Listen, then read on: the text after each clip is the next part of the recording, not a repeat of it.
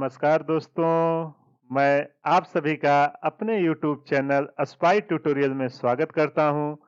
उम्मीद करता हूं आप लोगों की तैयारी बहुत ही अच्छी चल रही होगी।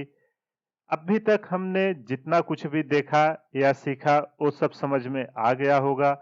पिछले लेक्चर में जो न्यूटन्स लॉ ऑफ मोशन था उसमें जितना भी इम्पोर्टेंट कॉन्सेप्ट थे उन सब सारे हमने डिस्कस कर दिए, उसके सारे क्वेश्चन कर दिए हैं। तो अब अगर आपका कोई भी क्वेश्चन हो, जितने भी चैप्टर हमने अब तक कंप्लीट किए हैं स्टार्टिंग से लेके अब तक, तो आप हमें टेलीग्राम पे पोस्ट करिए वो क्वेश्चन या आप हमें कमेंट में भी डाल सकते हैं। उसका सलूशन आपको जरूर मिलेगा। तो चलिए आज के लेक्चर में एक नया चैप्टर स्टार्ट करते हैं जिसका नाम है फ्रिक्शन। तो आइए शुरू करते हैं।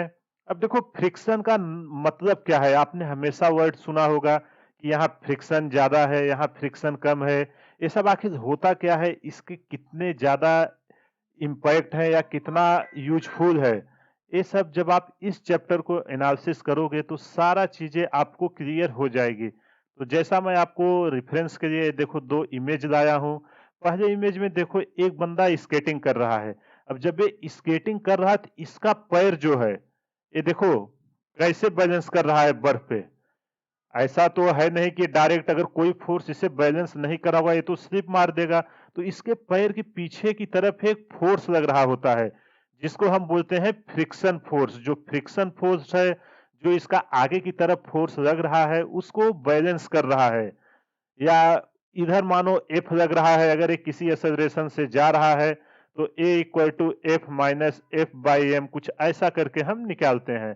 ये जस्ट मैं आपको ओवरव्यू दे रहा हूं ताकि आपको अच्छे से समझ में एक आइडिया आ जाए कि इस चैप्टर की इंपॉर्टेंस क्या है। देखो जो आप जमीन पे चलते हो,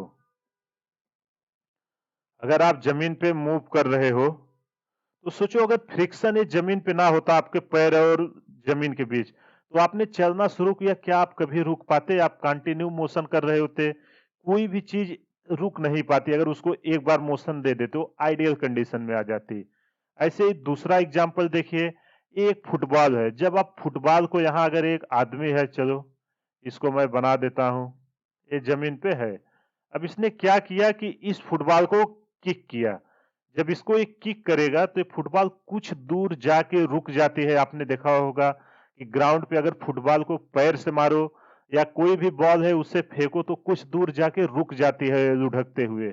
तो कैसे रुकती है? उस पे एक फोर्स पीछे की तरफ लग रहा होता है जिसको हम बोलते हैं फ्रिक्शन फोर्स। तो आई होप आपको ओवरव्यू मिल गया होगा कि फ्रिक्शन फोर्स जनरली होता क्या है। इस पूरे चैप्टर में हम इसके क्वेश्चंस और जितना आपके सिलेबस में है वो सब पूरा डिटेल में डिस्कस करेंगे। तो चलिए रीड करते हैं कि फ्रिक्शन होता क्या है। तो सबसे पहले आइए डेफिनेशन रीड करते हैं। Friction is defined as the resistance offered by the surface that are in contact when they move past each other.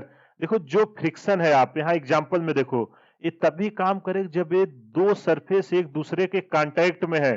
देखो ये जो बॉल है ग्राउंड के कांटेक्ट में है, आदमी स्केटिंग कर रहा है तो बर्फ के कांटेक्ट में है। तो वही बोल रहा है कि फ्रिक्शन तभी काम करेगा जब दो बॉडी एक दूसरे के कांटेक्ट में होंगी और उनके बीच रिलेटिव मोशन होगा। देखो अगला point, friction always tries to oppose relative motion. देखो ऐसा नहीं कि मोशन को, आप मोशन मत बोलना, हमेशा रिलेटिव मोशन। जरूरी नहीं ना है कि आप किसके रेस्पेक्ट में देख रहे हो, इसलिए ये रिलेटिव टर्म हम यहाँ यूज करते हैं। थर्ड पॉइंट है, friction force acts parallel to the surface of contact. तो जो फ्रिक्शन फोर्स है ये हमेशा आपका उस सरफेस के पैरेलल में एक्ट करता है जहां से वो कांटेक्ट में है। तो आई होप आपको ये आइडिया हो गया होगा। चलिए एग्जांपल के थ्रू इसको समझते हैं। मान लेते हैं एक ब्लॉक है, ये ब्लॉक आपका यहाँ ग्राउंड पे रखा हुआ है। अब देखो जब ये ब्लॉक ग्राउंड पे रखा हुआ है, इसको मान लेते हैं एक एफ फोर्स से पुल किया जा रहा है और ब्लॉक का कुछ मास है एम, और इसका फ्रिक्शन रेस अभी नहीं है। अब हम जो भी सरफेस मानेंगे इस चैप्टर में, अभी तक आपने देखा था कि पिछले चैप्टर में जो न्यूटन्स लॉ ऑफ मोशन था वहां हम फ्रिक्शन रेस या स्मूथ सरफेस मानते थे। लेकिन यहाँ हम उस assumptions को हटा के इस पे हम मानेंगे कुछ न कुछ फ्रिक्शंस है। मान लेते हैं फ्रिक्शन है म्यू सरफेस के, अभी आगे हम डिटेल में डिस्कस करेंगे। तो देखो जब ये कंडीशन आई, आप इस पार्ट को जूम करो, देखो जो मैं यहाँ पॉइंट दे रहा हूं, इस सरफेस को, इसको जब आप जूम करके देखोगे, मैग्नीफाई करके, यहाँ नीचे मैं बनाता हूं इस सरफेस को, कुछ ऐसा दिखेगा। जब आप टेलीस्कोप या उन सब से देखोगे तो कुछ ऐसा इसका कांटेक्ट दिखेगा। इसका कलर चेंज कर देते हैं ताकि आपको डाउट ना हो कुछ। तो देखो कुछ इस तरीके की ये सरफेस दिखेगी। ऐसा लगेगा कि एक दूसरे को ये बांध के रखे हुए हैं, जो जाने नहीं दे रहे हैं, क्योंकि इनके बीच फ्रिक्शन है। जब इधर आप मोशन कराओगे तो इधर एक फ्रिक्शन फोर्स आएगा, जिसको हम दिखाएंगे, इसको डिनोट करेंगे स्मॉल एफ से, फ्रिक्शन फोर्स। स्मॉल एफ आपका क्या है, यहां डाल देता हूं, स्मॉल एफ है आपका फ्रिक्शन फोर्स। अब देखो अक्सर आपसे पूछा जाता है कांटेक्ट फोर्स होता क्या है। अब देखो जब इस सरफेस पे कांटेक्ट किया तो यहां से क्या जनरेट होगा, एक नॉर्मल आएगा, मान लेते हैं इसका नाम आया F1 या जिसको हम N1 बोलते हैं। यहाँ दो सरफेस कांटेक्ट करें जब जूम किया, ऐसे ही इन्फेनाइट टाइप के हैं, जब हम मैग्नीफाई करेंगे तो F2 इक्वल टू आएगा N2, और जब N1 N2 सब को हम नेट निकालेंगे तो जो टोटल आएगी इस बॉडी का यहां से लेके यहां तक, उसको नाम देंगे कि इस पे आ रहा है normal capital N. Capital N आपका क्या है, ये नॉर्मल फोर्स है। अभी नॉर्मल के बारे में आगे डिटेल में डिस्कस करेंगे, आप टेंशन मत लीजिए, पहले इसको अच्छे से समझिए। नॉर्मल के बारे में एकदम डिटेल में हम डिस्कस करेंगे, उसकी प्रॉपर्टीज वो क्या है, कैसे एक्ट करता है। अब देखो आपसे पूछ लेगा कांटेक्ट फोर्स क्या होता है, तो हमेशा जो आपका नॉर्मल और फ्रिक्शन का रिजल्टेंट होता है, याद रखना, यहां मैं एक स्लाइड ऐड कर देता हूं। रिजल्टेंट किसका किसका, आपका नॉर्मल का, नॉर्मल को एन से लिख रहे हैं, एंड इसका फ्रिक्शन फोर्स का, वही आपका होता है, उसी को हम बोलते हैं कांटेक्ट फोर्स। उसको आप याद रखना, कई बार क्वेश्चन में आपसे कांटेक्ट फोर्स पूछेगा और कई बार नॉर्मल फोर्स, तो ये सब चीजें आप याद रखना, और इसको डिनोट करेंगे एफ सी से। अब उसका रिजल्टेंट कैसे निकालेंगे, आप इस पूरे डायग्राम को मैं यहां बनाता हूं। तो देखो ये क्या हो रहा है, एक आपका नॉर्मल लग रहा है एन, और फ्रिक्शन फोर्स लग रहा है आपका एफ इस डायरेक्शन में। तो जो इनका रिजल्टेंट आएगा वो किस डायरेक्शन में आएगा, इस डायरेक्शन में आएगा, उसी को नाम दिया गया है कांटेक्ट फोर्स। तो जो हमें कांटेक्ट फोर्स निकालना है, आपको पता है कि कैसे रिजल्टेंट निकालते हैं, दोनों वेक्टर है F square plus N square. तो जब भी आपको कांटेक्ट फोर्स पूछे तो आप F C equal to friction force का स्क्वायर करना प्लस नॉर्मल का स्क्वायर करना, वो आपका कांटेक्ट फोर्स आएगा, जो यहां मैंने मैग्नीफाई करके दिखाया है कि इस कांटेक्ट में कितना फोर्स लग रहा है। आपसे पूरे सरफेस पे पूछेगा, इंडिविजुअल तो इंटीग्रेशन करना काफी डिफिकल्ट होगा, आपके चैप्टर में है नहीं। लेकिन अगर कभी म्यू आपका एक्स के रेस्पेक्ट में वेरी करे तो कुछ नहीं, अभी आगे फार्मूला आएगा, एफ इक्वल टू म्यू, उसका फंक्शन लगा देंगे जिसके रेस्पेक्ट में वेरी कर रहा होगा। तो आई होप आपको ये चीजें समझ में आ गई होंगी। आइए इसके कुछ एग्जांपल्स देखते हैं फ्रिक्शंस के, ताकि आपको आइडिया आ जाए। देखो यहां इसको अच्छे से याद रखना, कांटेक्ट फोर्स क्या होता है, नॉर्मल फोर्स क्या होता है, और फ्रिक्शन फोर्स क्या होता है। यहां मैंने तीनों का डिफिनीशन देखो लिखा है, एफ फ्रिक्शन है, एन नॉर्मल है, और एफ सी है आपका कांटेक्ट फोर्स। यहां देखो एफ सी फिर से लिख देता हूं, एफ सी है आपका कांटेक्ट फोर्स। आई होप यहां तक आपको कोई प्रॉब्लम नहीं होगा, अगर कुछ भी डाउट है तो आप हमें कमेंट करिए। चलिए इसका एग्जाम्पल शुरू करते हैं। अब मान लेते हैं दो ब्लॉक रखा हुआ है, कलर बदल देते हैं, एक दूसरे से कांटेक्ट में है, ग्राउंड पे रखे हुए हैं। इसका नाम दे देते हैं बी और इसका नाम दे देते हैं ए, और मान लेते हैं ए जा रहा है 5 मीटर पर सेकेंड से और बी भी आपका जा रहा है 5 मीटर पर सेकेंड से। अब आप ध्यान से देखो, जब इन दोनों ब्लॉक की स्पीड बराबर है तो क्या इनमें कोई चेंजेज आएगा, रिलेटिव में कोई भी चेंजेज नहीं आएगा। फ्रिक्शन हमेशा रिलेटिव मोशन का अपोज करता है। जब आप इन दोनों इस कांटेक्ट फोर्स का रिलेटिव देखोगे तो इनके बीच रिलेटिव क्या आएगा? रिलेटिव जीरो आएगा। तो यहाँ कोई भी फ्रिक्शन फोर्स डेवलप नहीं होगा। तो ये आपको समझ में आ गया। ये रहा आपका केस 1। अभी देखो मैं क्या करता हूं कि वेलोसिटी को यहां चेंज करता हूं। ये रहा आपका ब्लॉक बी जो था, और इसके साथ कनेक्ट है आपका ब्लॉक ए। ये ग्राउंड है आपकी। अब देखो, अभी भी हम इसका स्पीड रखे हैं 5 मीटर पर सेकेंड। यहां से आपको डायरेक्शन फ्रिक्शन का धीरे धीरे आइडिया आना शुरू होगा। अब मान लेते हैं अब ये मूव करना चालू किया 10 मीटर पर सेकेंड से। अब देखो क्या होगा जब ये 10 मीटर पर सेकेंड से जा रहा है। ध्यान से देखो, जब ये 10 मीटर पर सेकेंड से जा रहा है तो ये क्या होगा? तो आगे की जाने की तरफ कोशिश करेगा, करेगा कि नहीं? ये तो इसकी स्पीड ज्यादा है तो भाग जाएगा। तो यहाँ रिलेटिव मोशन आया कि नहीं इनके बीच? तो जैसे ही रिलेटिव आया, इनका अपोज करने के लिए फ्रिक्शन तुरंत पैदा होगा। तो फ्रिक्शन फोर्स कैसे लगेगा? ये हमेशा जो मोशन है उसको अपोज करेगा। आप केवल ब्लॉक बी पे फोकस करो। अगर ब्लॉक बी आपका 10 मीटर पर सेकेंड से जा रहा है तो इस सरफेस पे मान लेते हैं फ्रिक्शन आएगा F, और जो आपका फ्रिक्शन फोर्स है वो आपका न्यूटन का third law action reaction pair है।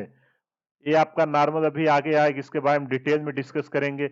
जब आपका देखो इस पे लगा रहा है तो इस पे फ्रिक्शन किधर लगेगा? इस सरफेस ए ब्लॉक पे। इधर भी आपका फ्रिक्शन आएगा F। आई होप आपको ये समझ में आ गया होगा कि अगर इस सरफेस पे F लग रहा है तो वही फोर्स जस्ट इसके अपोजिट डायरेक्शन में भी लगेगा। तो ये रहा इसके बारे में एनालिसिस कि फ्रिक्शन कब डेवलप होगा। तब होगा जब आपके रिलेटिव में कुछ चेंजेज आएगी। ये रहा आपका केस 2। चलिए अब दूसरा एग्जांपल लेते हैं और यहीं से हम फ्रिक्शन की फार्मूला डेवलप करेंगे। अभी देखो हम एक केस लेते हैं। एक ब्लॉक है, ध्यान से देखिए, इसका मास है m और इस पे एक फोर्स लग रहा है F। एक ग्राउंड पे आपका रखा हुआ है। एक और ब्लॉक है आपका,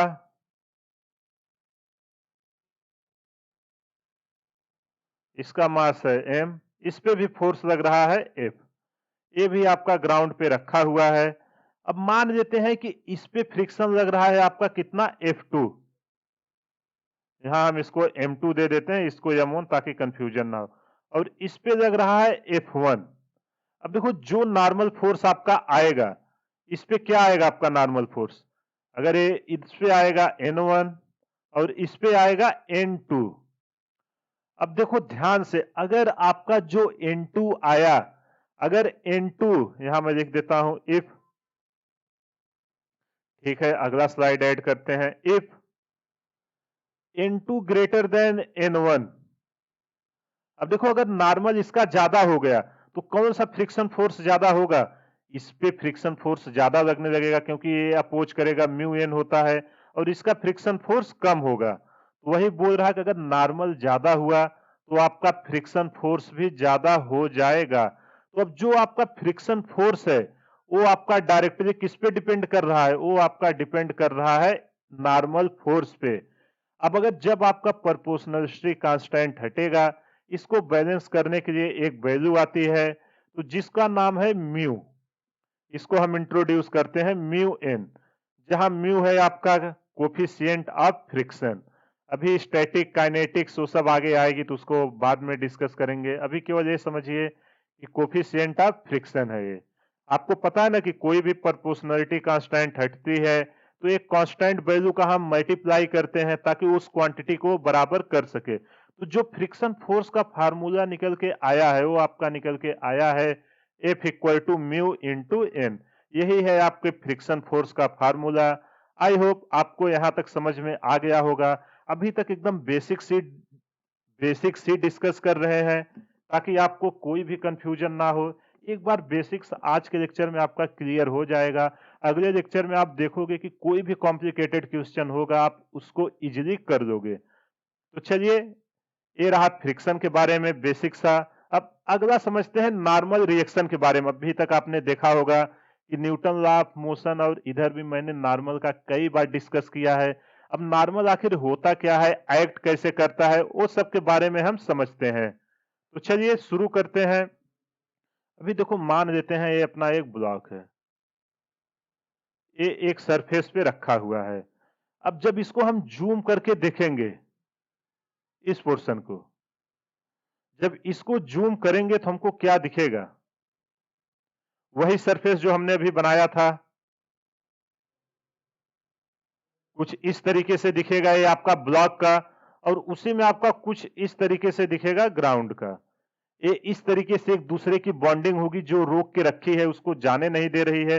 अब देखो जहां जहां कांटेक्ट हो रहा है वहां से परपेंडिकुलर एक फोर्स आता है जिसको हम बोलते हैं नॉर्मल फोर्स। तो नॉर्मल फोर्स आपका वो है कि जब दो सरफेस कांटेक्ट में होते हैं तो उनके परपेंडिकुलर एक फोर्स डेवलप होता है जिसको हम बोलते हैं नॉर्मल रिएक्शन। तो आई होप आपको ये समझ में आ गया होगा। अब इसका एक बीडी बनाते हैं, देखते हैं कि इस पे कितना लग रहा है। अगर इसका मास m है तो देखो ये ग्राउंड पे रखा है तो नॉर्मल फोर्स हमेशा बॉडी को कंप्रेस ही करता है, इसकी प्रॉपर्टी अभी आगे देखेंगे। अगर मास m है तो इसका ग्रेविटी फोर्स आएगा mg, और नॉर्मल हमेशा किधर लगता है? ऊपर की डायरेक्शन में। तो n इक्वल टू क्या आएगा आपका? mg निकल के आ जाएगा। आई होप आपको ये समझ में आ गया होगा। एक और एग्जांपल लेके आपको एक्सप्लेन करता हूं। यहाँ अच्छे से देखिए, तब आपको समझ में आएगा कि इसको हम एक्शन रिएक्शन पेयर क्यों कहते हैं। अभी आपने पिछला देखा होगा कि अगर एफ कर रहा था तो इधर भी हमने एफ ले लिया था, उसी के बारे में हम यहाँ डिस्कस कर रहे हैं। अब देखो ध्यान से, जब ये इस सरफेस पे रखा हुआ है तो जितना फोर्स, ये मान लेते हैं ब्लॉक है आपका बॉडी, और ये आपका अर्थ के सरफेस पे रखा हुआ है।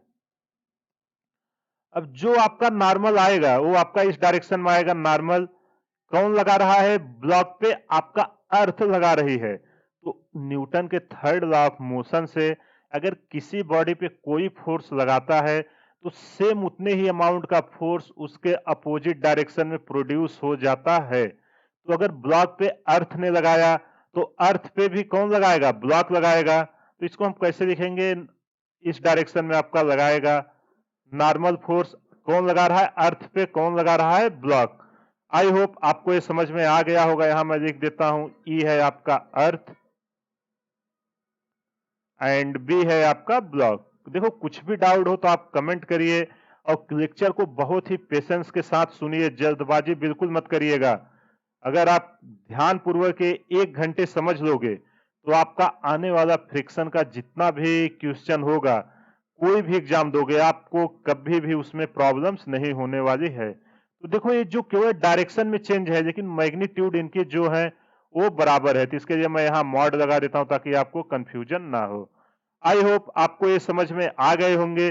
चलिए इनका कुछ और एग्जाम्पल के थ्रू मैं आपको दिखाता हूं कि नॉर्मल फोर्स आते कैसे हैं, ताकि आपका नॉर्मल का अच्छे से क्लियरिटी आ जाए।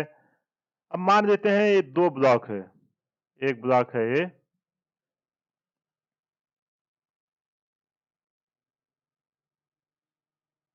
एक ब्लॉक है आपका ए, एक इस पे रखा हुआ है।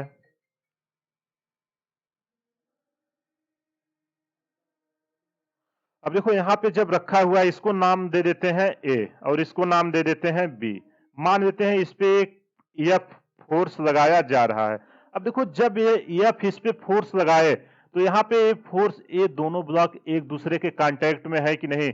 इस पॉइंट को जिसको मैं यहाँ हाईलाइट कर रहा हूं, जब ये एक दूसरे के कांटेक्ट में है, जब इस पे फोर्स लगाएंगे, मान लेते हैं ए एक्सेलरेशन से जा रहा है, तो बी ब्लॉक पे क्या होगा? इधर आपका एक नॉर्मल फोर्स लगाएगा।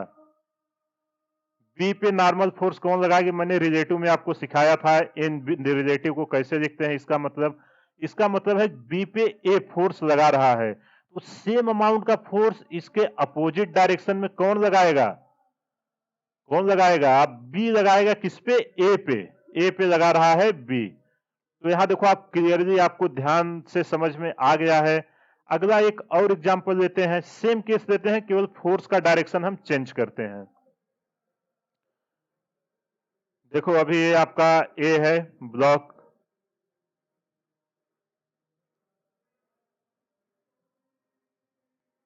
ये है आपका ब्लॉक बी, ये ग्राउंड पे रखे हुए हैं। अब इन पे फोर्स लग रहा है इस डायरेक्शन में। देखो मैं इसलिए लगा रहा हूं ताकि आपको कंफ्यूजन ना हो। एक बार कॉन्सेप्ट क्लियर हो जाएगा तो इसके बाद आपको कोई भी कंफ्यूजन होने वाली नहीं है। यहाँ मैं एक्सेलरेशन का कलर चेंज कर देता हूं क्योंकि ऊपर भी वही कलर है, नहीं तो आप कंफ्यूज हो गए। अब देखो जब ए डायरेक्शन में इधर मोशन कर रहा है तो इधर क्या होगा आपका, ए इस सरफेस पे, इस सरफेस पे आपका नॉर्मल किधर आएगा, हम नॉर्मल की अभी प्रॉपर्टीज आगे देखेंगे। ये हमेशा बॉडी को कंप्रेस करने की कोशिश करता है जिस बॉडी पे लग रहा है, तो इस पे कंप्रेस इधर करेगा बी पे। बी पे कौन लगा रहा है, एन बी ए। जब भी ये कांटेक्ट में रहे आप यही समझना कि जिस पे लग रहा है उसको वो कंप्रेस करेगी। ये आप इस ट्रिक को याद रखना, जब भी आप नॉर्मल फोर्स लगाओगे तो हमेशा बॉडी को कंप्रेस करेगा, बगल वाला बॉडी जिस पे लगा रहे उसको कंप्रेस करेगा, तो आपको कंफ्यूजन नहीं होगी। तो ये कंप्रेस होगा, कौन लगा रहा है, बी लगा रहा है। तो आई होप आपको ये समझ में आ गया होगा कि नॉर्मल फोर्स आता कैसे है, कैसे लगता है। चलिए इसकी प्रॉपर्टी रीड करते हैं, उसके बारे में हम फिर और कुछ एग्जाम्पल के द्वारा समझेंगे। चलिए अब समझते हैं कि जो नॉर्मल रिएक्शन है, जो अभी तक हमने समझा उसको रिटन फॉर्म में देख लेते हैं कि क्या क्या होता है। देखो normal reaction always acts perpendicular to the contact surface. यहां देखो आप, नॉर्मल फोर्स हमेशा जो सरफेस आपका कांटेक्ट में आ रहा है उसके परपेंडिकुलर ही एक्ट कर रहा है। दूसरा point, it always acts in such a way it tries to compress the body. आप देखो इसका अगर एफ बी डी यहां बना के देखोगे बी का, तो जो नॉर्मल लग रहा है, आप देखो नॉर्मल जो बी पे ए लगा रहा है वो क्या कर रहा है, बॉडी को कंप्रेस कर रहा है। यहां मैं लिख देता हूं कंप्रेस द बॉडी, तो इसी को लिखा हुआ है सेकंड पॉइंट में। देखो ये बहुत ही इंपॉर्टेंट प्रॉपर्टी है, ये सब आपका जेई या नीट में आप देखोगे प्रीवियस ईयर में बहुत बार इस प्रॉपर्टीज पे क्वेश्चन आए हुए हैं। थर्ड प्रॉपर्टी है, it does not depend on the system acceleration.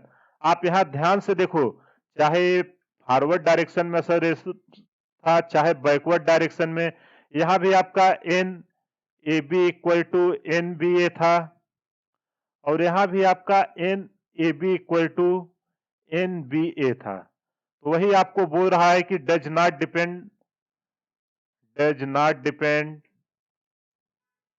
किस पे नहीं डिपेंड कर रहा है, आपका एक्सेलरेशन पे डिपेंड नहीं कर रहा है, जो भी आपका जिस एक्सेलरेशन से पूरा सिस्टम मूव कर रहा है। अगली प्रॉपर्टी है, it acts when two different bodies in contact. ये तभी एक्ट करेगा, देखो जब आपकी दो बॉडी कांटेक्ट में आती थी, अगर ग्राउंड पे रखी रहती थी तो यहां से आपका नॉर्मल आता था, या आप देखे थे कि अगर दो ब्लॉक कांटेक्ट में रखे हुए हैं ए बी, तब आपका नॉर्मल आता था, यहां से ए इधर लगाता था तो ए भी इधर लगाता था। अगला पॉइंट है, it acts in two opposite direction. आप देखो अगर ये ब्लॉक था, ये अर्थ थी, तो अगर ब्लॉक पे अर्थ लगा रहा था तो जस्ट उसी के अपोजिट अर्थ पे क्या लगाएगा, आपका ब्लॉक भी लगाएगा। उसी पॉइंट को ये कह रहा है। अगला पॉइंट है, normal reaction direction is fixed. जो आपका नॉर्मल रिएक्शन की डायरेक्शन है वो फिक्स होती है, हमेशा कांटेक्ट सरफेस के परपेंडिकुलर ही एक्ट करेगा। अगला पॉइंट है, magnitude of normal reaction on both bodies is same. तो जो आपका नॉर्मल रिएक्शन का मैग्नीट्यूड है, आप देखो ना, इसका चाहे मैग्नीट्यूड लो चाहे इसका लो, दोनों का सेम ही आने वाला है, कोई भी चेंजेस नहीं है। यहाँ चाहे आप एन ए बी लो चाहे एन बी ए लो, तो दोनों का मैग्नीट्यूड सेम रहने वाला है, वही बोल रहा है। अगला पॉइंट है, it is action reaction pair. देखो सेम फोर्स लग रहा है, इसलिए इसको हम एक्शन रिएक्शन पेयर बोलते हैं। आई होप आपको ये समझ में आ गया होगा ये सारी प्रॉपर्टीज, इसको अच्छे से नोट कर लेना। और अगर आपको नोट चाहिए तो मैं टेलीग्राम पे वैसे भी लेक्चर का सारा नोट शेयर ही करता हूं, वहां से आप डाउनलोड कर लीजिएगा। चलिए इस पे कुछ एग्जांपल्स देखते हैं। अब आप बताइएगा, ये आपका एक सरफेस है। देखो पेशेंस रख के लेक्चर को पूरा देखिएगा, जो भी सीरियस स्टूडेंट हो, तो आपको सारा कॉन्सेप्ट क्लियर हो जाएगा। नहीं तो फ्रिक्शन लोगों को समझ में नहीं आता है, किस डायरेक्शन में जा रहा है, और वो एग्जाम तक नहीं समझ पाते हैं। अब देखो ये आपका एक रॉड है, ए बी। आपसे पूछ रहा है कि नॉर्मल रिएक्शन बताइए, उसकी डायरेक्शन किधर आएगी। तो आप ध्यान से देखो ये कहाँ कांटेक्ट कर रहा है, इस पॉइंट पे कांटेक्ट कर रहा है, तो इसका नॉर्मल कहाँ आएगा, इसके जस्ट परपेंडिकुलर। और ये देखो इस पॉइंट पे कांटेक्ट कर रहा है, तो इसका नॉर्मल किधर आएगा, इसके परपेंडिकुलर। तो आई होप आपको ये क्लियर हो गया होगा कि ये क्यों इसके परपेंडिकुलर हम ले रहे हैं, इसका डायरेक्शन ही है। चलिए अगला केस लेते हैं। ये रहा आपका फर्स्ट। अगला केस लेते हैं। अभी ये रहा आपका एक सरफेस है, इस सरफेस पे एक रॉड रखी है। अभी देखो रॉड कुछ इस तरीके से है, अभी सरफेस के ऊपर रखा हुआ है इस पोजीशन में। अब आपसे पूछ रहा है नॉर्मल की डायरेक्शन बताइए, तो यहां तो आपका सेम ही आएगा, वही नॉर्मल आएगा। लेकिन यहां आपका क्या होगा, इस पॉइंट पे इसके परपेंडिकुलर, इसका परपेंडिकुलर किधर जाएगा, इधर नहीं जाएगा, इसका परपेंडिकुलर इधर आएगा। तो ये रहा नॉर्मल का डायरेक्शन। सरफेस दिया रहेगा तो आपको कैसे लगाना है वो सब मैंने यहाँ डिस्कस किया।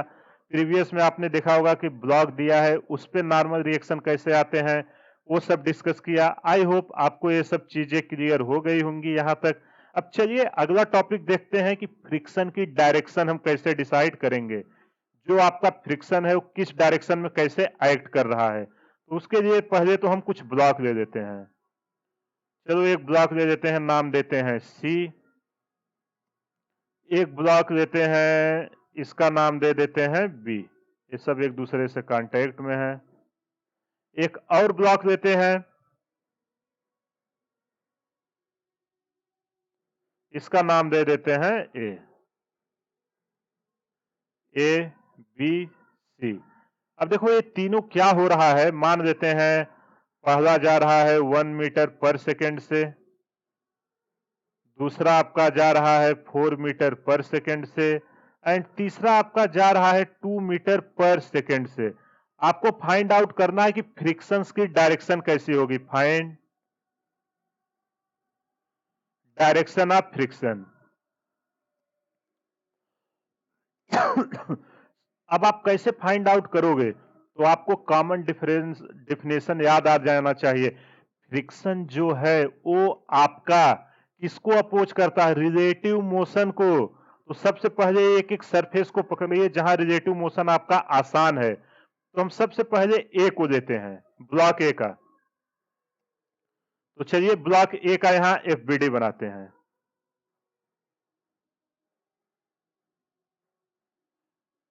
ये रहा ब्लॉक ए। अब देखो ब्लॉक ए किस डायरेक्शन में जा रहा है, इधर जा रहा है 2 मीटर पर सेकेंड से। तो इसका रिलेटिव अपोज करने के लिए किधर आएगा, जस्ट इसके अपोजिट आएगा। और यहां नाम देते हैं, मान देते हैं यहां फ्रिक्शन लगेगा F1, इस सरफेस पे लगेगा F2 एंड इस सरफेस पे लगेगा F3। तो अब देखो अगर ये 2 मीटर पर सेकेंड से जा रहा है तो इसका अपोज करने फ्रिक्शन किधर आएगा, इसके अपोजिट आएगा F1। यहां तक कोई डाउट नहीं होगा। अब चलिए अगले का बनाते हैं, F2 का, सॉरी बी ब्लॉक का। अब देखो बी को आप ध्यान से देखो, बी आपका इस डायरेक्शन में मोशन कर रहा है। लेकिन जब भी आप कांटेक्ट में रहे, अगर ये इस ब्लॉक पे इस डायरेक्शन में F1 लगा रहा है, तो बी पे इसी डायरेक्शन में आपका F2 लगा, F1 लगेगा कि नहीं, देखो ना ध्यान से।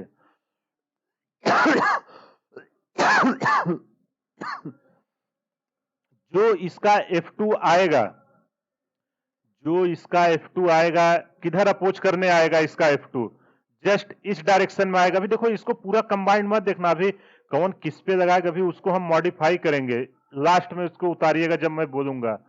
तो जब ये इस डायरेक्शन में जा रहा है तो इस पे F2 लगेगा। पहले हम नॉर्मल F1 F2 का बना दे रहे हैं, उसके बाद इन सरफेस का किधर फ्रिक्शन आएगा उसको बनाएंगे। इसके बाद हम बनाते हैं सी का। अब आप सी को देखो, सी इधर से कैसे जा रहा है 1 मीटर पर सेकेंड से। लेकिन यहां अब आपका किस डायरेक्शन में लगेगा उसको हम डायरेक्टली नहीं दे सकते हैं इस सरफेस के रेस्पेक्ट में, क्योंकि हम नीचे से आ रहे हैं। तो चलिए समझते हैं। अब देखो जब ये F2 था इस डायरेक्शन में जा रहा था, यहां अगर आपका F1 लगा है, ये इस डायरेक्शन में मोशन कर रहा है, तो F2 किधर आएगा, इस पे F2 आपका इस डायरेक्शन में आएगा क्योंकि ये तो कांस्टेंट है ना, मोशन इसके रिलेटिव में जा रही है 4 इंटू 2। जब आप इस सरफेस पे देखोगे, ये है 4 मीटर, ये है 2 मीटर, तो आगे कौन जाएगा 4 मीटर पर सेकेंड, तो यहां आपका आएगा F2। कंफ्यूज मत होइएगा, इस पे आया F2 का डायरेक्शन। अब आप बी ब्लॉक को देखो, बी को ध्यान से देखो, एक तो F2 लग रहा है, अगर F2 इधर इस डायरेक्शन में इधर डायरेक्शन में लगा, अब इनके बीच जो रिलेटिव मोशन हो रहा है, कौन आगे खींच के ले जाएगा, 4 मीटर वाला 1 मीटर पीछे रह जाएगा, तो जो अपोज करेगा वो इसके अपोजिट में अपोज करेगा F3। ध्यान से देखो ना, ये 4 मीटर पर सेकेंड से 1 मीटर पर सेकेंड से है, और इस सरफेस की बात हो रही है, तो इस सरफेस पे जो आएगा वो आपका F3 आएगा इस डायरेक्शन में रिलेटिव का। और न्यूटन के थर्ड लॉ से आप जाओगे, अगर F3 इस डायरेक्शन में आया है तो इस सरफेस पे C पे किधर लगेगा, इस डायरेक्शन में आपका F3 लगेगा। इसलिए हमेशा आप मत बना देना कि ये मोशन का अपोज करता है, ऑलवेज ट्राई करना कि आपके रिलेटिव मोशन का अपोज करता है। यहाँ देखो, इसीलिए मैंने इसका FBD बना के डिटेल में बताया और ये भी समझाया कि आप क्या क्या मिस्टेक्स कर सकते हो। तो इसको एक बार मैं फिर से एक्सप्लेन कर रहा हूं, आप समझिए। सबसे पहले मैंने ब्लॉक ए को लिया, इस सरफेस को देखा, इस सरफेस पे हमको अगर ये इस डायरेक्शन में जा रहा है, रेस्ट में है, इसको अपोज करने F1 इस डायरेक्शन में आएगा। अब जब हमने इस सरफेस को देखना चालू किया तो यहाँ पे फ्रिक्शन जो आपका F2 आ रहा था, F2 सबसे ज्यादा स्पीड तो F2 का हो जाएगा, तो F2 इस डायरेक्शन में लग रहा था, और अगर F2 आपका इस डायरेक्शन में लग रहा है तो ए ब्लॉक पे सेम अमाउंट का फोर्स उसके अपोजिट लगेगा कि नहीं, बिल्कुल लगेगा, तो आया आपका F2। ऐसे ही आपका सी ब्लॉक पे अगर F3 इस डायरेक्शन में है तो इसको अपोज करने इधर आएगा F3। देखो यहाँ फ्रिक्शन इसको मोशन को आपको क्या कर रहा है, हेल्प कर रहा है। तो ऐसा नहीं होता कि फ्रिक्शन हमेशा बैड थिंग होती है, बहुत सारी चीजों में आप देखोगे कि फ्रिक्शन आपका पॉजिटिव वे में भी काम करता है। जैसे देखो सी ब्लॉक को फ्रिक्शन क्या दे रहा है, आपका मोशन दे रहा है। तो आई होप आपको यहां तक समझ में आ गया होगा कि इसका डायरेक्शन कैसे लेते हैं। चलिए अगला टॉपिक शुरू करते हैं, static limiting and kinetic friction, ये सब होते क्या हैं। इसको शुरू करने से पहले हम एग्जांपल के थ्रू कुछ समझते हैं। चलिए सबसे पहले मान लेते हैं एक ब्लॉक है, ये ब्लॉक का वेट है 2 kg और एक सरफेस पे रखा गया है। देखो अभी जो सरफेस है वो आपका फ्रिक्शन है, म्यू इक्वल टू है 0.2। अब आप इसको ध्यान से देखो, इसका फ्रिक्शन फोर्स कितना आएगा, सबसे पहले आप इसको निकालिए। जब भी ऐसे क्वेश्चन आए तो इसका एक आएगा नॉर्मल रिएक्शन जो इसके कांटेक्ट में है, और इधर क्या लगेगा, इसका ग्रेविटी फोर्स लगेगा 2 इंटू 10। यहां तक आपको कोई प्रॉब्लम नहीं होगी। तो यहां से जब हम निकालेंगे तो नॉर्मल इक्वल टू क्या निकल के आएगा, नॉर्मल इक्वल टू निकल के आएगा 20, और जो आपका फ्रिक्शन फोर्स निकल के आएगा, फ्रिक्शन फोर्स वो आपका कितना होता है, म्यू एन, हमने पहले ही फार्मूला देखा है। तो एफ इक्वल टू जो निकल के आएगी 0.2 इंटू 20, तो जो आपका एफ निकल के आया है वो निकल के आया आपका 4 न्यूटन। आई होप आपको ये समझ में आ गया होगा। अब देखो जो आपका 4 न्यूटन निकल के आया, इससे आपने क्या समझा कि इस बॉडी पर अगर हम 4 न्यूटन तक फोर्स लगाएंगे तो ये बॉडी मूव नहीं करेगी। क्यों? क्योंकि फ्रिक्शन उसको रोकेगा। तो चलिए इसी का अगला वो बनाते हैं केस। अब देखो इस बॉडी पे मान लेते हैं कि लेट अप्लाई, अभी देखो कोई फोर्स नहीं लगा रहे थे, लेट अप्लाई 3 न्यूटन का हम फोर्स लगाते हैं। अब जब 3 न्यूटन का इस बॉडी पे आप फोर्स लगाओगे, 2 kg सेम ही है, सेम सरफेस पे रखी हुई है। देखो अच्छे से समझोगे, कॉन्सेप्ट यही है, कैसे स्टैटिक लिमिटिंग एंड काइनेटिक आया है, ये सब यहाँ आपका क्लियर हो जाएगा। अगर यहाँ 3 न्यूटन का हम फोर्स लगा रहे हैं और इस सरफेस का कोफिशिएंट ऑफ फ्रिक्शन है 0.2, तो एफ इक्वल टू क्या आया है आपका 4 न्यूटन, और फोर्स कितना आपका लग रहा है 3 न्यूटन।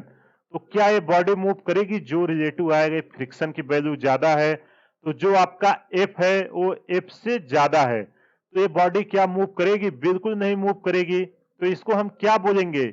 इसी को बोलेंगे स्टैटिक। स्टैटिक का मतलब क्या होता है कि आपकी बॉडी रेस्ट में है, तो इसको हम बोलेंगे स्टैटिक फ्रिक्शन।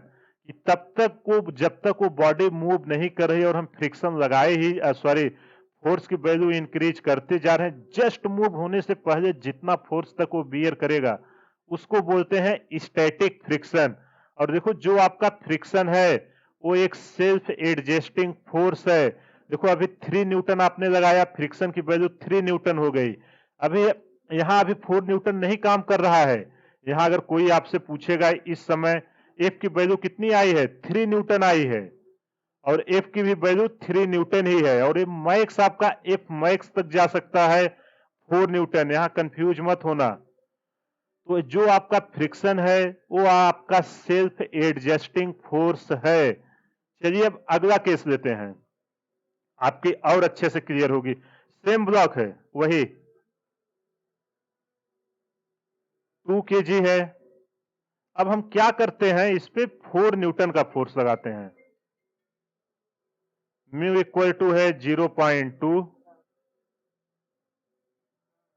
अब देखो जब इस पे आप 4 न्यूटन का फोर्स लगाओगे तो यहां फ्रिक्शन की वैल्यू कितनी निकल के आएगी? मैक्सिमम 4 न्यूटन है। ए न्यूटन, आप एन भी लिख रहे हैं, कंफ्यूज मत होना। अब देखो जो आपका एफ आया है, एफ बराबर एफ है, तो क्या बॉडी अभी मूव करेगी? बिल्कुल नहीं मूव करेगी। जो आपका फ्रिक्शन फोर्स आया है वो सब 4 न्यूटन के ही बराबर आए हैं, तो इसको हम क्या बोलेंगे? लिमिटिंग फ्रिक्शन है। जैसे ही फ्रिक्शन इससे ज्यादा हुआ तुरंत आपकी बॉडी क्या करना चालू कर देगी?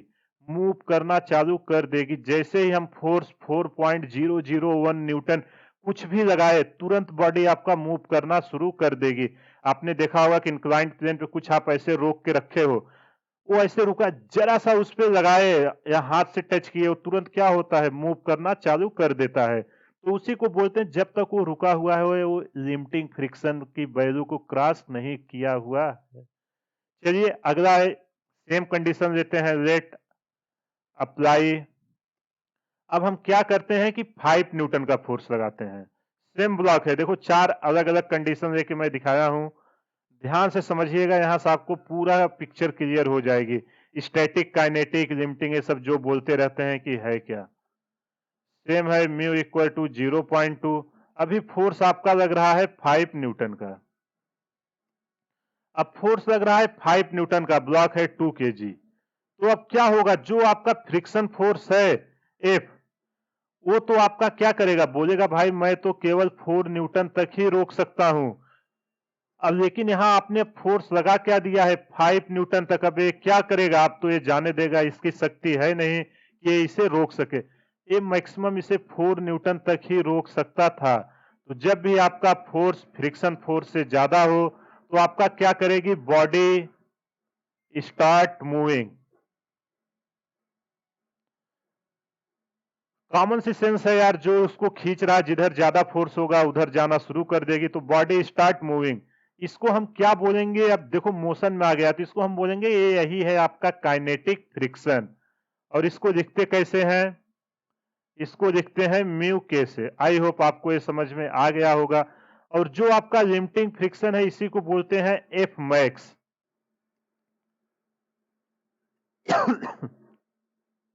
आई होप आपको ये चारों समझ में आ गया होगा। ये रहा केस 3, ये रहा केस 4, ये रहा केस 2 एंड ये रहा केस 1। तो देखो सारा पिक्चर क्लियर हो गया। स्टैटिक क्यों बोलते हैं? क्योंकि जब तक हम 4 न्यूटन से कम फोर्स रखेंगे बॉडी रेस्ट में ही रहने वाली है, वो मूव नहीं करने वाली है। और जैसे ही हम इससे ज्यादा इंक्रीज करना चालू किए तो बॉडी हमारा क्या करेगी? मूव करना चालू कर देगी। इस कंडीशन में देखो 4 न्यूटन लगाए हैं, जस्ट उसके बराबर है। अगर यहां से जरा सा फोर्स इंक्रीज किए तो तुरंत मूव करना चालू कर देगी।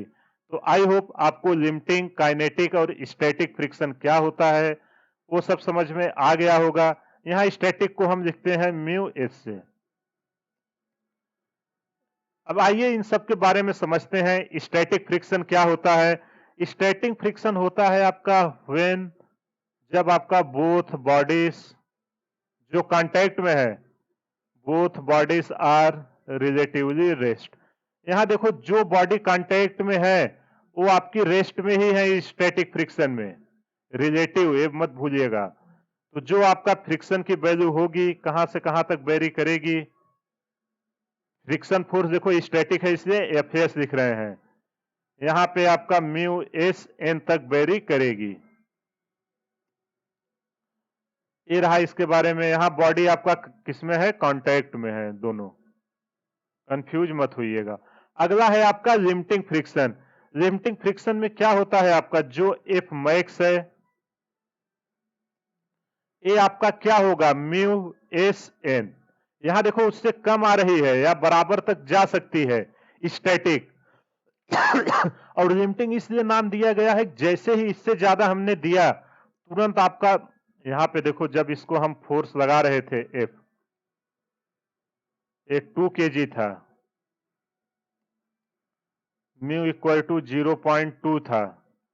देखो जब तक हम 4 से कम लगा रहे थे तब तक ये रेस्ट में था और जैसे ही 4 के बराबर लगाए स्टैटिक में आया और जैसे ही 4 से ज्यादा करेंगे तो क्या होगा, काइनेटिक फ्रिक्शन तब आएगा व्हेन स्टार्ट मूविंग, जब आपकी दोनों बॉडी जो बॉडी है वो मूव करना स्टार्ट कर दे किस पे, दूसरे surface, when start moving on the surface. तो आई होप आपको ये समझ में आ गया होगा। इसका क्या फार्मूला होता है, एफ के इक्वल टू म्यू, अब देखो काइनेटिक है तो इसलिए के लिख रहे हैं, म्यू के एन, ये रहे इसके फार्मूले। अब आइए इसका कुछ ग्राफ होता है तो पहले उसका हम एनालिसिस करते हैं कि वो कैसे होगा, कौन सी वैल्यू ज्यादा होगी, तो वहां से आपको क्लियर कट आइडिया आ जाएगा, फिर उसको हम ग्राफ को प्लॉट करेंगे। तो आई होप आपको यहां तक समझ में आ गया होगा। चलिए एग्जांपल्स देखते हैं। देखो एग्जांपल क्या है, सेम क्वेश्चन लेते हैं। अभी आपका क्या है, ब्लॉक है 2 kg। देखो मैं एक ही ब्लॉक इसलिए लेके चल रहा हूं कि ताकि आपकी जो डाउट्स है वो सब आए ना, यहां आपका कॉन्सेप्ट अच्छे से क्लियर हो जाए। Mu equal to 0.2 newton. अब देखो क्या करते हैं एक टेबल बनाते हैं, इसका अलग अलग हम फोर्स की वैल्यू डालेंगे और इसको हम चेक करेंगे। आपको बताना है कि अलग अलग फोर्स पे जो टेबल में दिया हुआ है, फ्रिक्शन फोर्स,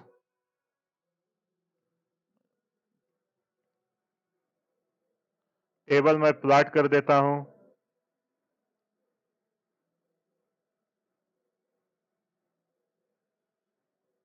यहां पे आपका है फोर्स जो अप्लाई हो रहा है, अगले कॉलम में है आपका फ्रिक्शन फोर्स,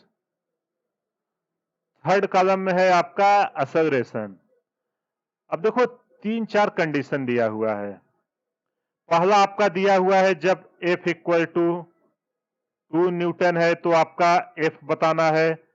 दूसरा है जब F इक्वल टू आपका है 3 न्यूटन। थर्ड कंडीशन है F इक्वल टू है आपका, सॉरी यहां मैं, ये सब कैपिटल है।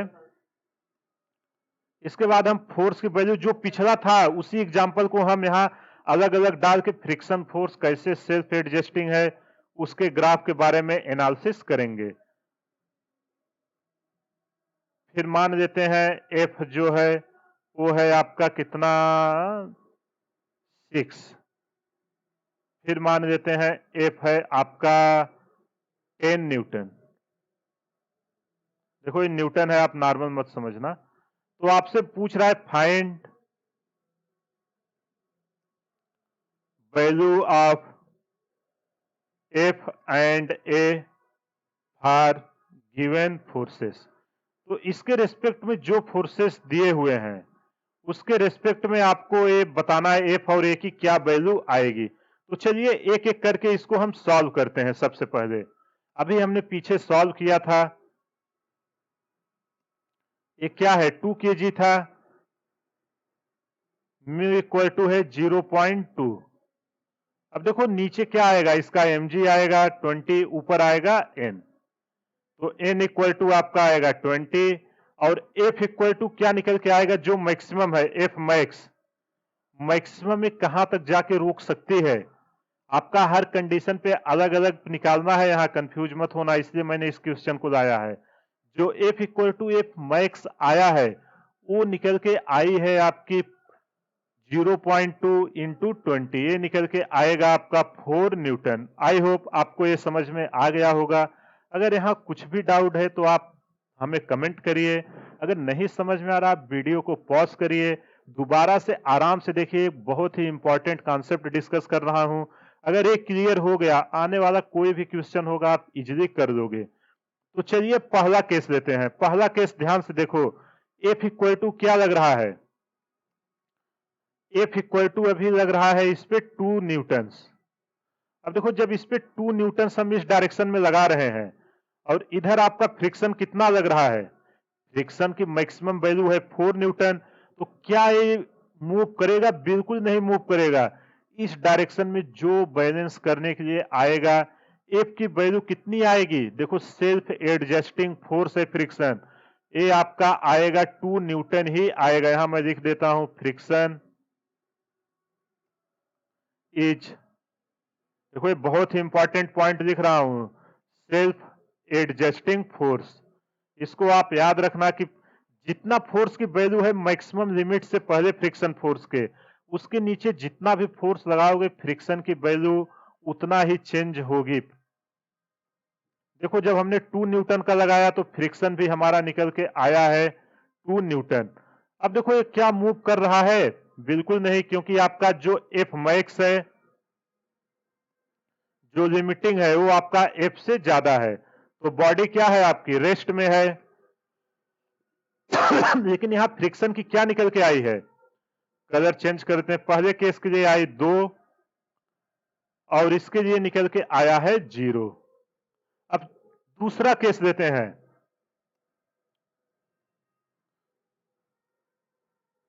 दूसरा केस भी सेम है, फोर्स की वैल्यू क्या ला देते हैं, फोर्स की वैल्यू ला दिए हैं 3 न्यूटन। अब देखो जब हम 3 न्यूटन लाए तो एफ मैक्स क्या है आपका, यहां भी एफ मैक्स जो है, सॉरी हाँ एफ मैक्स जो है वो एफ से ज्यादा ही है, तो ये क्या मूव करेगा, अभी भी बॉडी रेस्ट में है। तो अभी जब फ्रिक्शन पे 2 न्यूटन का लगाया तो फ्रिक्शन एडजस्ट करके 2 न्यूटन कर दिया, लेकिन जैसे ही 3 न्यूटन लाए तो फ्रिक्शन क्या करेगा, बोलेगा अच्छा तुम 3 न्यूटन के लाए हो, ठीक है हम तो 4 न्यूटन तक जा सकते हैं, आइए फिर से हम लगा देते हैं 3 न्यूटन, आपको जाने नहीं देंगे। तब तक नहीं जाने देंगे जब तक, देखो इसका अलग अलग केस है, यहां मैं थोड़ा क्वेश्चन को मॉडिफाई कर देता हूं, एक में ही सारा कवर कर देंगे। एक मिनट, हाँ ठीक है, म्यू इक्वल टू, इसको हम स्टैटिक दे देते हैं म्यू एस, और इसको हम दे देते हैं म्यू के काइनेटिक, काइनेटिक की वैल्यू दे देते हैं 0.3। तो देखो अभी हमारी बॉडी स्टैटिक है, हम यहाँ स्टैटिक की ही बात कर रहे हैं, सॉरी एक मिनट, हाँ यहाँ मैं थोड़ा सा वैल्यू मॉडिफाई करूंगा, जो हमारा ये आया है क्या बोलते हैं काइनेटिक है, इसको नाम दे देते हैं 0.1, नहीं तो वैल्यू आपकी चेंज हो जाएगी।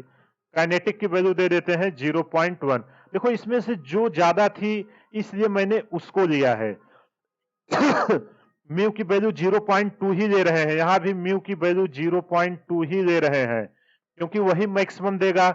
जब हम 0.1 लेंगे, देखो यहां अगर F equal to F max equal to 0.1 into 20 करोगे तो ये कितना निकल के आएगा, ये निकल के आएगा 2 न्यूटन। तो एफ मैक्स कौन सी ज्यादा आई है, 4 न्यूटन की, तो 4 न्यूटन तक जाके इसको रोकने की कोशिश करेगा। तो आई होप आपको ये बातें समझ में आ रही होंगी।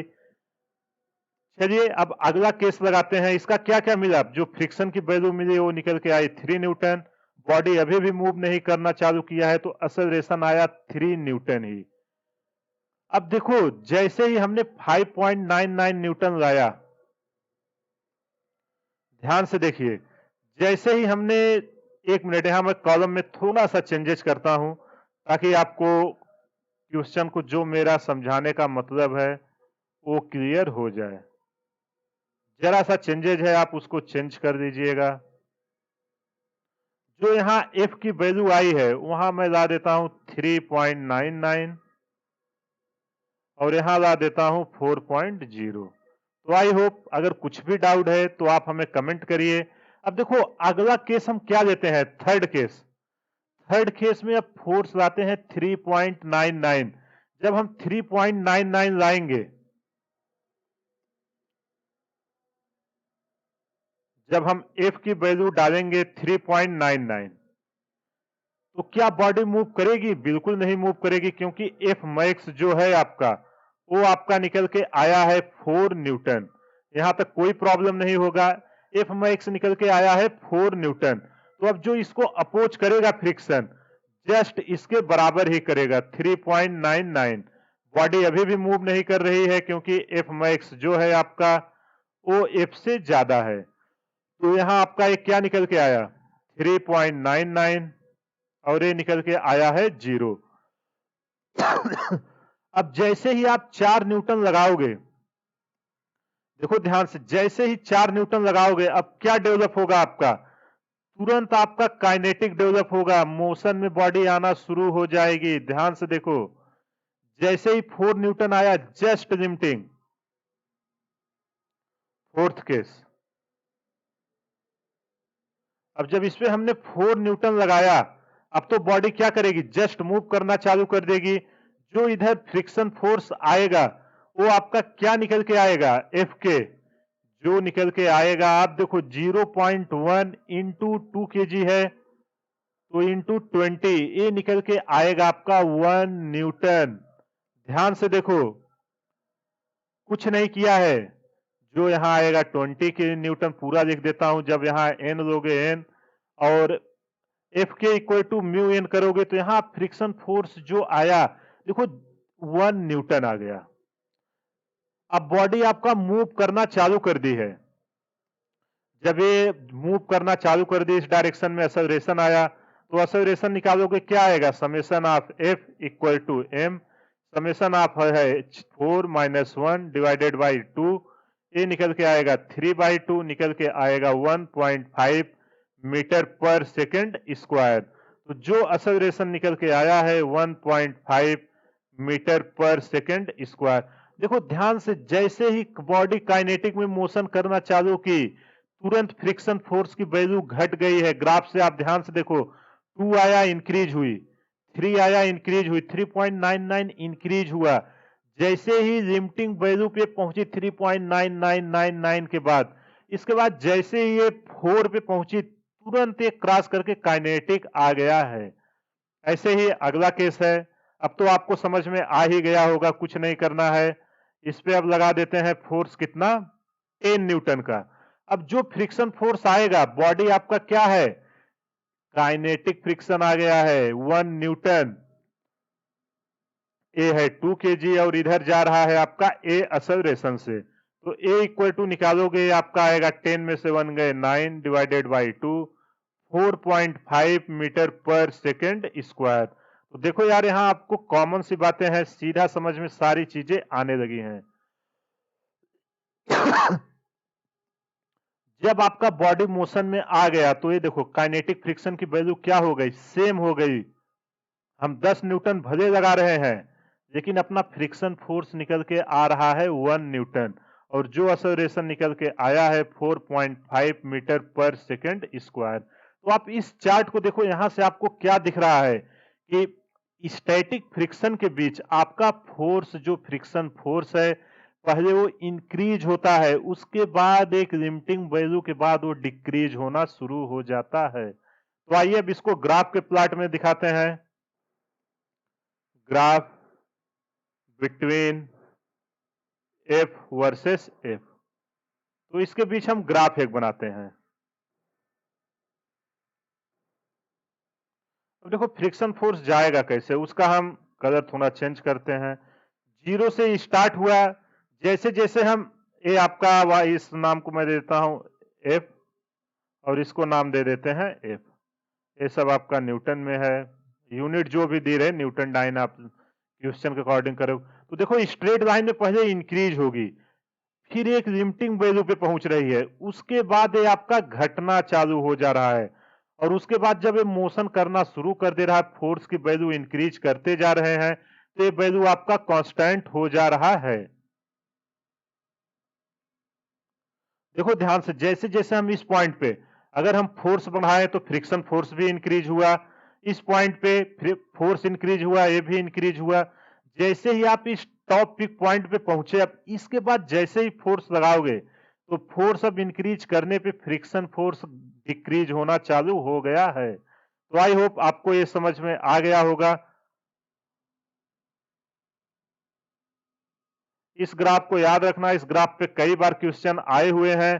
तो इसको, इसकी मैक्सिमम वैल्यू क्या आई है, म्यू एस एन, और इसकी वैल्यू क्या है, काइनेटिक फ्रिक्शन की है, म्यू के एन, यहां तक। और इसी को हम क्या बोलते हैं, इस पॉइंट को, इसको बोलते हैं एफ लिमिटिंग। ये आपका लिमिटिंग फ्रिक्शन फोर्स है। अब देखो ये तीन पार्ट में डिवाइड हो गया। एक तो आपका ये है, इसको हम बोलते हैं, यहां से यहां तक है आपका स्टैटिक फ्रिक्शन फोर्स, और ये है आपका क्या है, मैक्सिमम फ्रिक्शन फोर्स, ए लाइन पे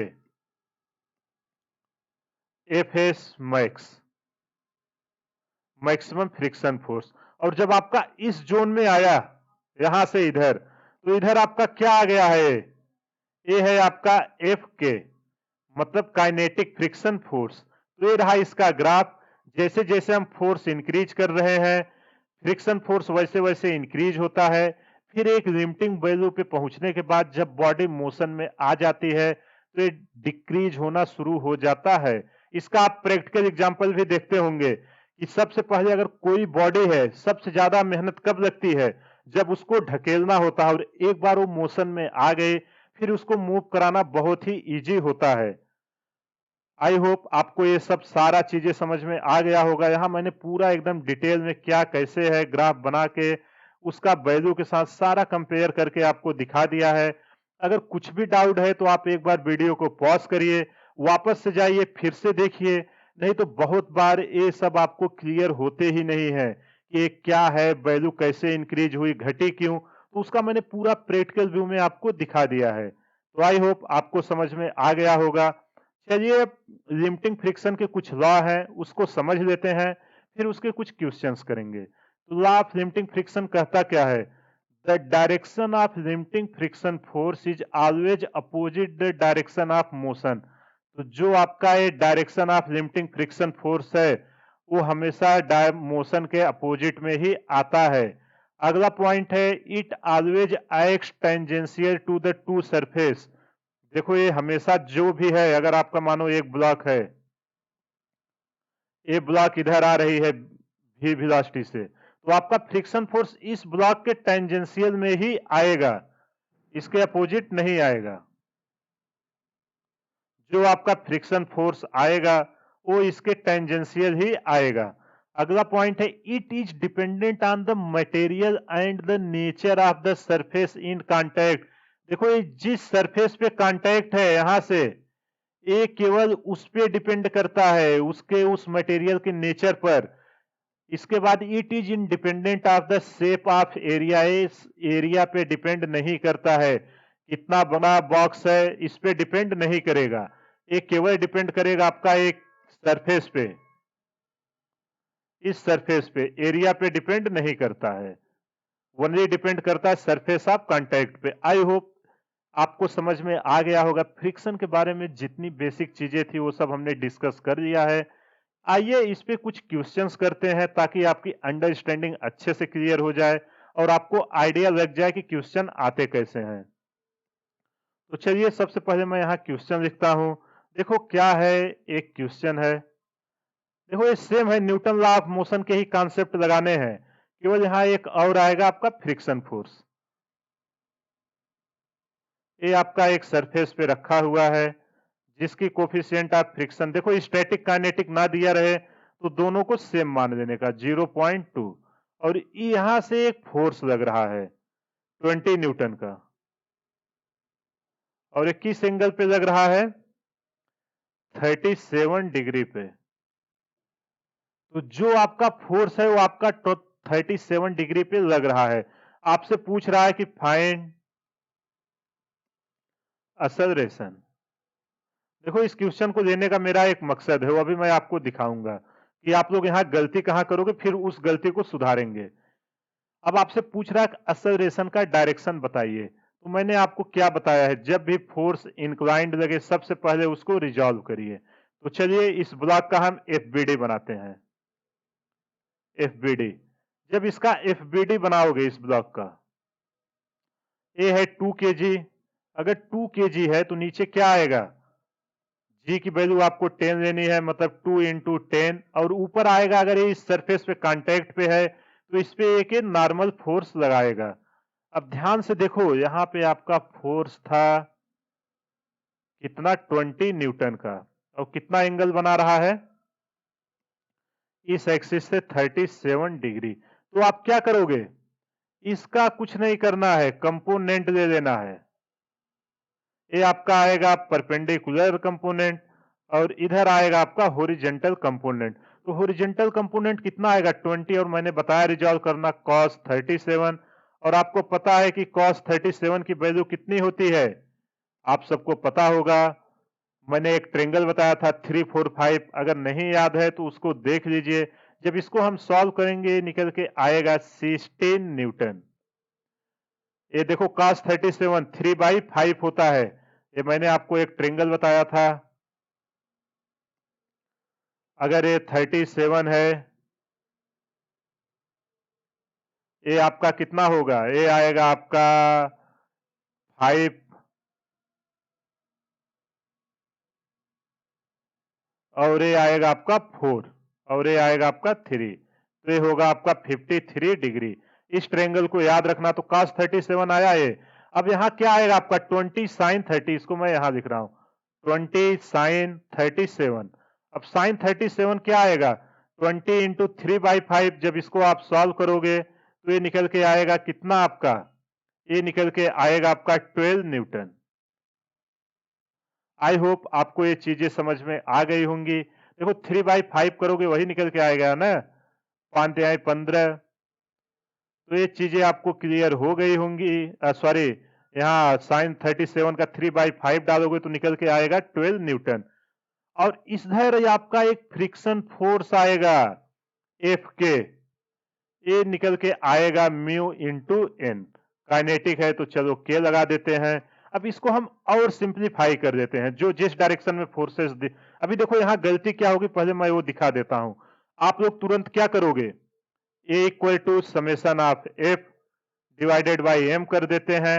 यहां से समेसन ऑफ एफ आपको लगता है कि हॉरिजॉन्टल डायरेक्शन में मूव हो रहा है 16 माइनस म्यू की वैल्यू कितनी आ जाती है, mu N 20 into 0.2 divided by 2, और यहां से जब सॉल्व करते हैं निकल के आता है 6 मीटर पर सेकंड स्क्वायर, जो कि टोटली रॉन्ग है। ऐसा मत करना, ये तब होता था जब आपका फ्रिक्शन फोर्स अब्सेंट रहता था, और अगर फोर्स हॉरिजॉन्टल रहता तो चलो चल जाता। यहाँ फोर्स आपका वर्टिकल कंपोनेंट भी आया है, तो नॉर्मल में आपका ये नहीं आएगा नॉर्मल, यहाँ जो नॉर्मल है ये आपका चेंज हो जाएगा, जिसके कारण ये सही नहीं आ रहा है।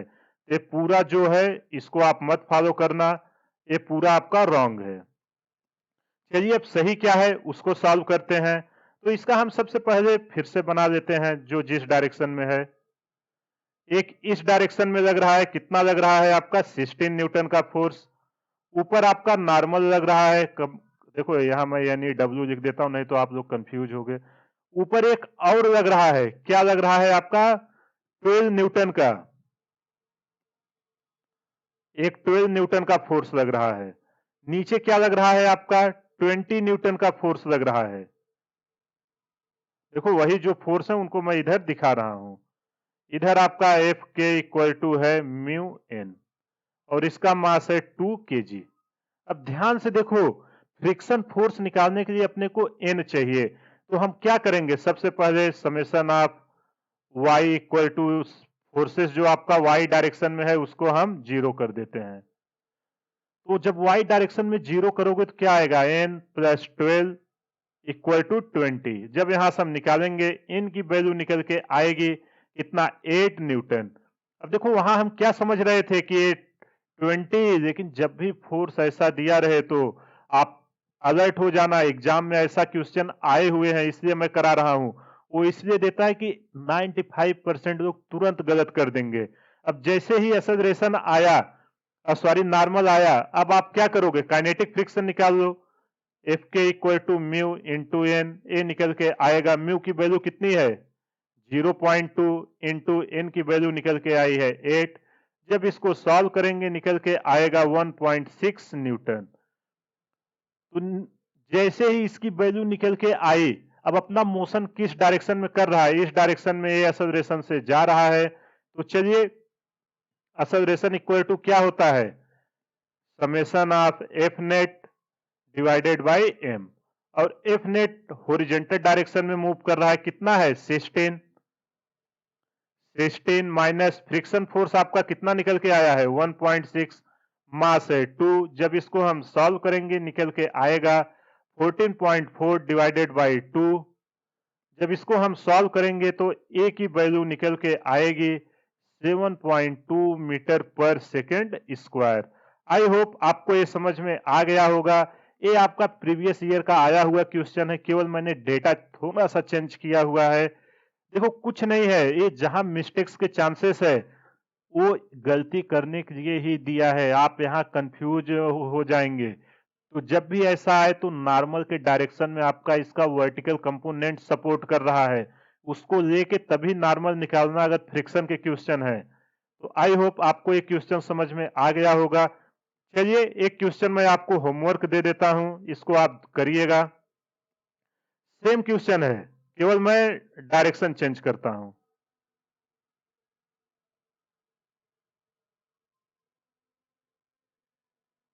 सेम ब्लॉक है 2 kg का, वही है म्यू इक्वल टू, एक रफ सरफेस पे रखा है, म्यू इक्वल टू 0.2 है। अभी जो फोर्स लग रहा है ना, अब आपका इस डायरेक्शन में लग रहा है। जो आपका फोर्स है एफ इक्वल टू 20 न्यूटन और एंगल सेम है 37 डिग्री।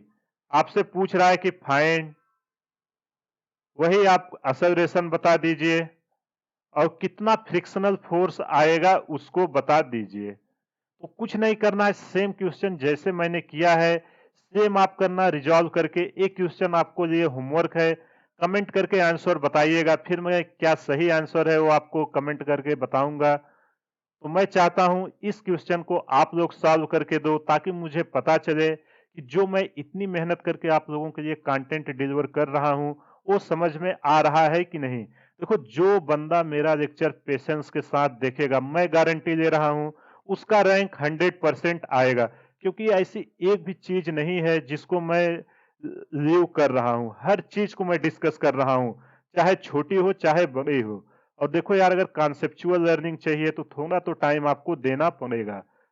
तो आई होप आपको आज का जो भी लेक्चर था फ्रिक्शन के बारे में बेसिक सा वो समझ में आ गया होगा। आगे के लेक्चर में हम लोग एंगल ऑफ रिपोज, इसके बाद फ्रिक्शन एंगल क्या होता है उसके बारे में डिस्कस करेंगे। आप कमेंट करके जरूर बताइएगा ये लेक्चर आपको कैसा लगा। जो भी मैं कंटेंट आपको प्रोवाइड कर रहा हूं वो आपको समझ में आ रहा है कि नहीं, वो जब तक आप फीडबैक नहीं दोगे तो मुझे समझ में नहीं आएगा। देखो यार, आपके लिए मैं एक वीडियो बनाने के लिए 5 to 6 आवर मेहनत करता हूं। तो एटलीस्ट आप उन लोगों तक शेयर करिए जिसको इसकी सख्त जरूरत है। मेरा ये बनाने का एक ही मोटो है कि बहुत सारे स्टूडेंट ऐसे हैं जो महंगी कोचिंग अफोर्ड नहीं कर सकते हैं। वहां आप ऐसे कंटेंट रीड करने जाओगे तो ये सब की कॉस्ट 1.5 लाख के ऊपर ही है। मैं भी आप लोगों के जैसे ही एक मिडिल क्लास से आता हूं, मुझे पता है कि बहुत सारे स्टूडेंट हैं जो बहुत ही अच्छे होते हैं स्टडी करने में, लेकिन उनको प्रॉपर कंटेंट, प्रॉपर गाइडेंस नहीं मिल पाता है, जिसके कारण वो अच्छा नहीं कर पाते हैं। तो इस चैनल पर मेरा टीचिंग करने का एक ही मोटो है, जो भी ऐसे स्टूडेंट हैं उनको मैं एटलीस्ट फिजिक्स का ऐसा कंटेंट प्रोवाइड करूं कि उनको फिजिक्स बिल्कुल भी टफ ना लगे। जो लोग 1.5 लाख देने के बावजूद मिलता है, वो आपको फ्री में मैं प्रोवाइड करा रहा हूं। आई होप आपको ये समझ में आ गया होगा। तो चैनल को यार सब्सक्राइब कर दो और लाइक कर दिया करो। अगर आप लोग सब्सक्राइब और लाइक करोगे तो मेरा मोटिवेशन बनता है और अच्छे अच्छे वीडियो बनाएंगे आपके लिए। तो इसी के साथ मैं आज का लेक्चर समाप्त करता हूं। कमेंट करके जरूर बताना कि आज का लेक्चर आपको कैसा लगा। हमारे चैनल को ज्यादा से ज्यादा शेयर करें, सब्सक्राइब करें व लाइक करें। वीडियो देखने के लिए थैंक यू। मिलते हैं अगले सेशन में।